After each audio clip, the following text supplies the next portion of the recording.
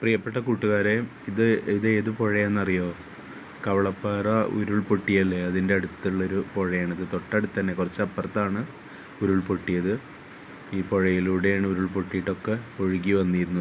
ഇപ്പം ഇതിൻ്റെ അടുത്തുള്ള താമസക്കാരൊക്കെ വീടൊക്കെ വെള്ളത്തിൽ മുങ്ങിയിരുന്നു. അത്രയും ദുരന്തങ്ങൾ ഉണ്ടായൊരു സ്ഥലമാണിത് കേട്ടോ.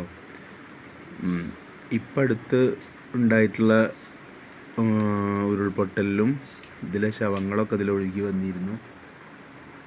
പിന്നെ ശവങ്ങൾ ഒഴുകി വന്നു, പിന്നെ അതുപോലെ ഓരോ അവയവങ്ങളായിട്ട് അങ്ങനെ ഒഴുകിയൊക്കെ വന്നിരുന്നു. ഈ പുഴയിലൂടെ ഇന്നത്ര ഇവിടുത്തെ ഈ പുഴയിലൂടെ ഒഴുകി വന്നിരുന്നു എന്നാണ് പറയുന്നത്.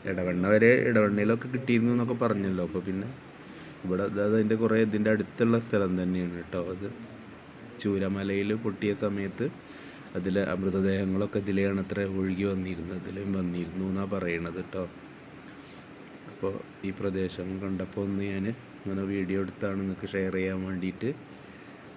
അപ്പോൾ വീഡിയോ ഇഷ്ടപ്പെട്ടാലൊന്ന് നമ്മളെ ചാനൽ ഒന്ന് സബ്സ്ക്രൈബ് ചെയ്യണേ. ഓക്കെ.